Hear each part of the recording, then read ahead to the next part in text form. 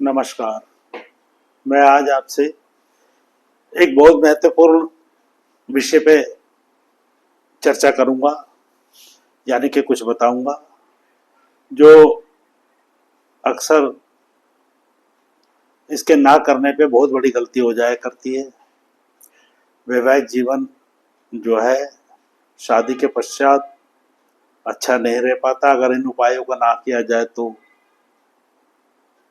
कुंडली मिला ली, गुण भी मिल गए, सब कुछ सही है, लड़का भी ठीक है, इसके पश्चात भी कुछ कमियां रह जाती हैं।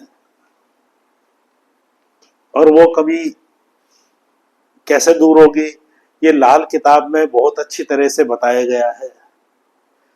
केवल लाल किताब में ही बताया गया है कि लड़के की कुंडली और लड़की की कुंडली, यानी कि आदमी और औरत का टेवा जो होता है,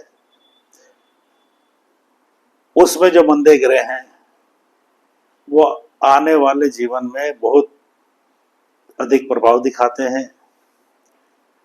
विवाह के पश्चात, शादी के पश्चात, क्योंकि जब शादी हो जाती है तो लड़की के टेवे के ग्रह जो होते हैं, कुंडली के ग्रह लड़की के कमजोर हो जाया करते हैं और लड़के के टेवे के ग्रह जो है प्रबल हो जाया करते हैं, ताकतवर। वो अपना असर बहुत जरूर दिखाते हैं। तो यहाँ पे सबसे ज्यादा जरूरी बताया गया है कि अब जीवन तो लड़की ने लड़के के साथ ही गुजारना है, काम व्यापार भी है, रहन सहन भी है, और उस परिवार में गए तो उस परिवार के लोगों से कैसा बर्ताव रहता है ये भी है, उन परिवार का कैसा बर्ताव रहता है लड़की के साथ ये भी है। तो उपाय केवल लड़के के टेवे का ही करना चाहिए। इसमें उपाय होगा लड़के के टेवे का।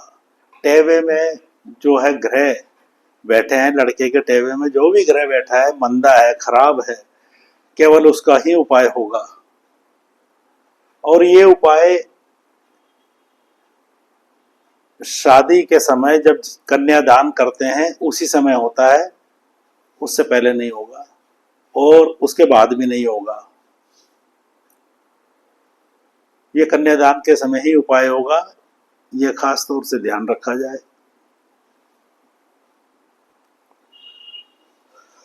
अब करना क्या है कि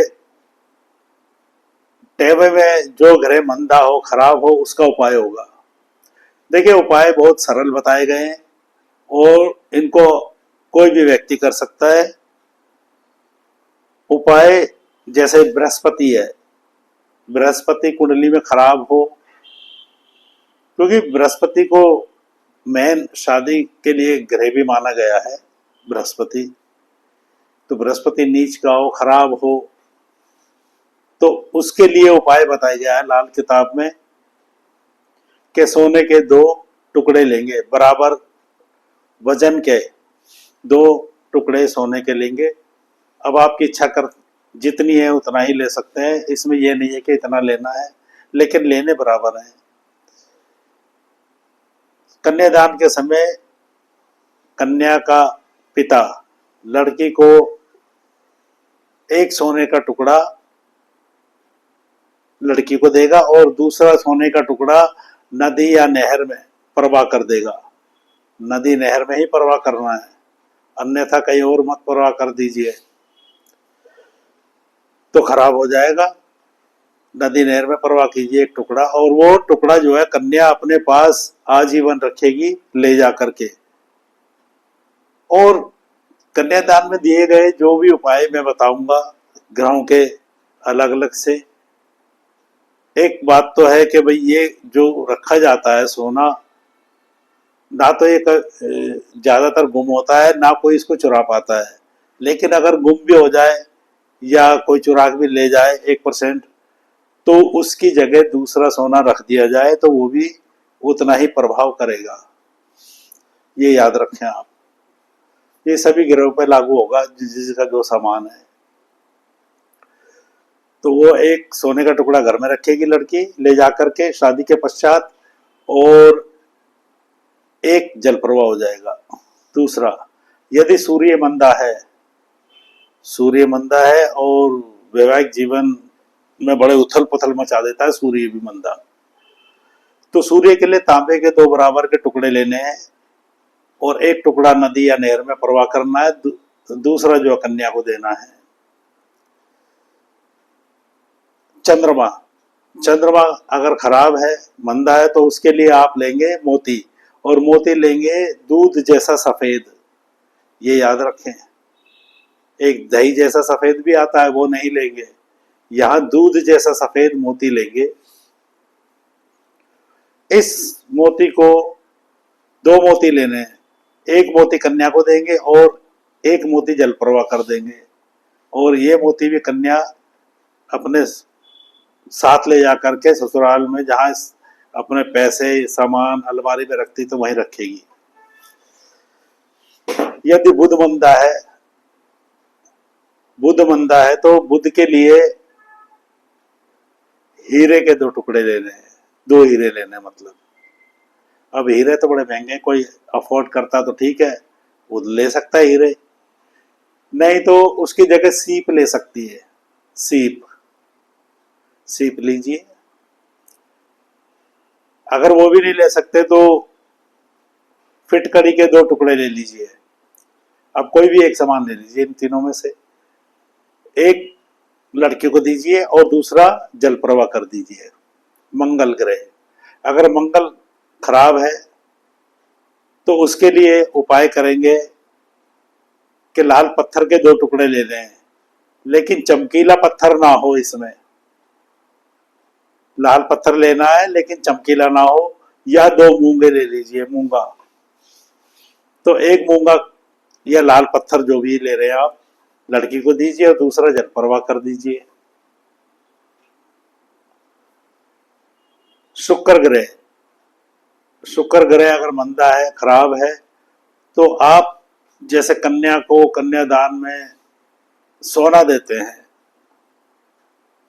सोने कोई भी चीज दे देते हैं, जैसे अंगूठी हो गई, जेवर हो गए, या टुकड़ा भी दे सकते हैं सोने का। ये भी शुक्र ग्रह को सही करेगा, केवल सोना ही सही करेगा शुक्र ग्रह को भी। इसलिए लाल किताब में एक बात और बताई गई है कि शादी में मिला हुआ सोना, जैसे लड़के को अंगूठी मिल जाए या सोने की चैन दे दे, तो वो कभी उसको बेचे ना, खराब ना करे, आजीवन रखेंगे तो वो शुभ प्रभाव देगा ही देगा। अब आ जाइए शनि पे। अगर शनि मंदा है, खराब है, तो लोहे के 2 टुकड़े लीजिए और एक टुकड़ा जल प्रवाह करिए और एक कन्या को दीजिए।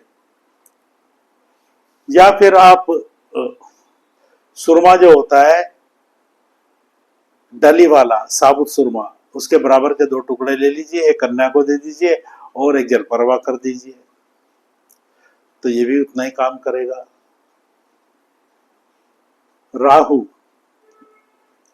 राहु अगर मंदा है तो इसके लिए भी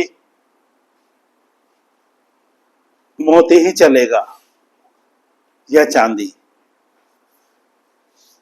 2 मोती ले लीजिए, सफेद लेंगे वही वाले जैसे चंद्रमा के लिए लिए है, दूध जैसा सफेद मोती लेकर के एक कन्या को दीजिए, दूसरा जल प्रवाह कर दीजिए।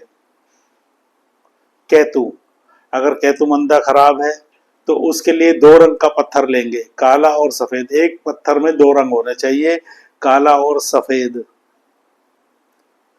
तो वो एक पत्थर लड़की कन्या को दीजिए और दूसरा जल प्रवाह कर दीजिए। अगर काला और सफेद रंग का पत्थर नहीं मिलता, जिसमें एक ही पत्थर में 2 कलर होते हैं, तो आप काला और सफेद रंग का कंबल भी दे सकते हैं, लेकिन उस कंबल को फिर आजीवन ही रखना पड़ेगा।